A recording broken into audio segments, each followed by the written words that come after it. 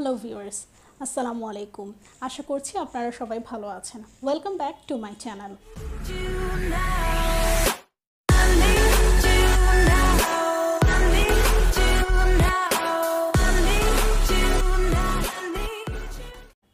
গত ক্লাসগুলোতে আপনাদের সাথে আলোচনা করেছিলাম সেন্টেন্স বলতে কি বুঝি এবং সেন্টেন্সের classification according to the meaning. আর গত ক্লাসেই বলেছিলাম যে আমরা নেক্সট পার্টগুলোতে আমার একটা প্র্যাকটিস সেশন থাকবে অ্যাজ ইউজুয়াল। আমরা আজকে গত ক্লাসে যেগুলো পড়েছিলাম সেগুলোর ভিত্তিতে আমরা কে কতটুকু বুঝেছি সেগুলো প্র্যাকটিসের মাধ্যমে জানবো এবং আমাদের কোথাও কোনো কনফিউশন আছে কি না, যদি আমরা প্র্যাকটিস না করি তাহলে সেই জিনিসগুলো আমরা বুঝতে পারবো না। এ কারণে আমি আপনাদের জন্য বেশ কিছু উদাহরণ লিখেছি যেগুলো হচ্ছে সেন্টেন্সের আমরা যে ক্লাসিফিকেশন পড়েছিলাম অ্যাকর্ডিং টু দ্য মিনিং, ওই ক্লাসিফিকেশনের ভিত্তিতে। যে আপনারা সবাই নোটবুক নিয়ে রেডি হয়েছেন আমার সাথে প্র্যাকটিস করার জন্য। আর কেউ যদি আমার গত ক্লাসগুলো মিস করে থাকেন তাহলে কাইন্ডলি আই বাটনে ক্লিক করবেন, না হলে আপনি আমার এই প্র্যাকটিস সেশনের কোনো কিছুই সঠিকভাবে বুঝতে পারবেন না বা আমার সাথে কোপিট করতে পারবেন না। তো এই কারণে অনুরোধ করছি যে কেউ ভিডিওগুলো, আমার আগের ভিডিওগুলো যদি মিস করে থাকে সেন্টেন্স সম্পর্কিত, তাহলে কাইন্ডলি আই বাটনে ক্লিক করতে ভুলবেন না। চলুন শুরু করা যাক। সেন্টেন্স অ্যান্ড ইটস ক্লাসিফিকেশন, বাক্য এবং বাক্যের প্রকারভেদ, যেগুলো কিনা আমরা অর্থের ভিত্তিতে জেনেছিলাম। We already know that the sentence is classified into 5 sectors according to the meaning.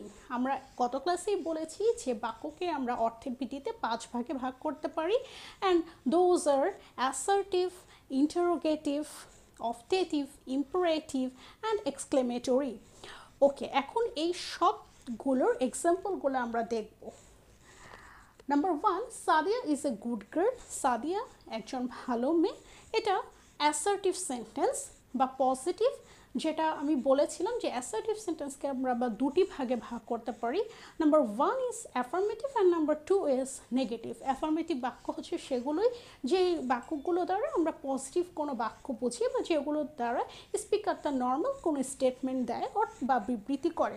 So the number 1, Sadia is a good girl, এটা হচ্ছে assertive sentence or affirmative sentence, both are correct. Number 2, she goes to school regularly, সে প্রতিদিন স্কুলে যায়।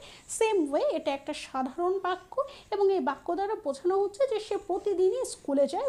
I am stating something or we are stating something about her that she goes to school regularly. So again it is assertive or affirmative sentence, both are correct. Number 3, we did not attend the meeting. Please, here is the note. That means negative.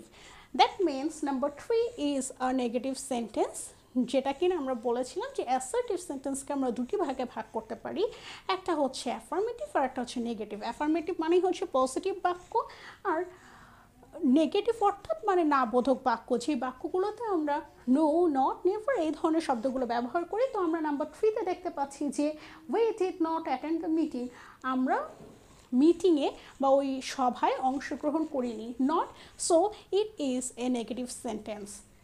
Number 4, viewers look at the board please. Okay, এটা হচ্ছে imperative sentence. তার কারণ হচ্ছে আমি ভিউয়ারদেরকে অনুরোধ করছি আমার বোর্ডের দিকে তাকানোর জন্য। তো আমরা জানি যে অনুরোধ বা রিকোয়েস্ট দ্বারা যদি আমরা কোনো বাক্য প্রকাশ করি সেটা হচ্ছে imperative sentence. Number 5, what is the matter, আমরা কোশ্চেন মার্ক দেখেই বুঝতে পারছি যে এটা হচ্ছে ইন্টারোগেটিভ সেন্টেন্স, কারণ আমরা জানি যে an interrogative sentence is always incomplete or always incorrect if we do not put or if we forget to put a sign of interrogation. তো এই কারণে what is the matter কি হয়েছে নাম্বার 5, এটা হচ্ছে interrogative sentence. Number 6, do not go outside নাও, আমি কাউকে বলছি যে তুমি এখন বাইরে যাবে না, দ্যাট মিনস এটা হচ্ছে প্রোহিবিশন, আমি কাউকে নিষেধ করছি বাইরে যেতে বা আমি অর্ডার করছি যে তুমি এখন বাইরে যাবে না, both are correct. And number 6 is an imperative sentence. Number 7, they are not doing their work properly, তারা তাদের কাজ ঠিক মতো করছে না, নট মানে না, তার মানে it is a negative sentence. Number 7 is a negative sentence. Number 8, what a beautiful garden it is, কি সুন্দর বাগানটা দেখতে।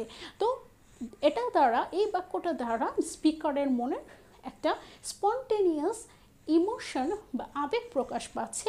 এবং we can also notice the sign of exclamation, যেটা দ্বারা আমরা বুঝতে পারি যে এই বাক্যটা হচ্ছে এক্সক্লেমেটরি বাক্য। Number 9, Farhad does not take his meal on time, Farhad সময় মতো ফরহাদ খাওয়ার খায় না। তাহলে নট তার মানে it is again a negative sentence. Number 10, will you go to shopping with me, sign of interrogation, that means it is an interrogative sentence, যে তুমি কি আমার সাথে শপিংয়ে যাবে, তুমি কি আমার সাথে শপিংয়ে যাবে। তার মানে আমি কোনো স্পিকার আরেকজন স্পিকারকে উত্তর পাওয়ার আশে কোশ্চেন করছে যে সেই স্পিকার এই প্রথম স্পিকারকে সঙ্গ দিবে কিনা শপিংয়ে যাওয়ার জন্য। So it is again an interrogative sentence. Number 11, let us do the work. আমি এটা উপস্থাপন করছি যে চলো আমরা কাজটা করে ফেলি, এটা একটা imperative sentence. Number 12, number 12, she is not preparing for her exam. সে তার পরীক্ষার জন্য কোনো রকম প্রস্তুতি নিচ্ছে না। না, again negative, so it is a negative sentence. 13, oh it is really very sad. আমি বা একজন স্পিকার তার আবেগ প্রকাশ করছে, স্পন্টেনিয়াস ইমোশন প্রকাশ করছে একটা খারাপ কথা শোনার পরে বা একটা খারাপ খবর শোনার পরে, oh it is really very sad. তো এই কারণে we can notice the sign of exclamation এবং পুরো সেন্টেন্সটার এক্সপ্রেশন দ্বারা আমরা বুঝতে পারছি যে এটা হচ্ছে একটা exclamatory sentence. Number 14, why are you behaving strange, তুমি কেন এরকম অদ্ভুত ব্যবহার করছো। আমি কাউকে জিজ্ঞেস করছি, একজন স্পিকার লিসেনারকে জিজ্ঞেস করছে ফর গেটিং অ্যান অ্যান্সার, যে সে কেন এরকম অদ্ভুত ধরনের ব্যবহার করছে। And again the sign of interrogation, so এটা একটি ইন্টারোগেটিভ বাক্যের উদাহরণ। আশা করি আপনারাও আমার সাথে সাথে এই জিনিসগুলো প্র্যাকটিস করছেন। সবচেয়ে ভালো হয় যে আপনারা যদি নোটবুকে আমার এই ভিডিওটা পজ করে আগে সবগুলো এক্সাম্পল নোট ডাউন করে নেন এবং তারপর আমার সাথে সাথে প্র্যাকটিস করেন এবং অ্যান্সারটা মিলিয়ে নেন। আর আজকের এই প্র্যাকটিস সেশনের পরেও যদি আপনাদের কোনো কনফিউশন থেকে থাকে তাহলে আমাকে অবশ্যই কমেন্টের মাধ্যমে জানাবেন। আমি চেষ্টা করব আপনাদের সেই কনফিউশনগুলো ক্লিয়ার করার জন্য আমার পক্ষ থেকে যা করা সম্ভব সেই এফোর্টটুকু আমি অবশ্যই দিব।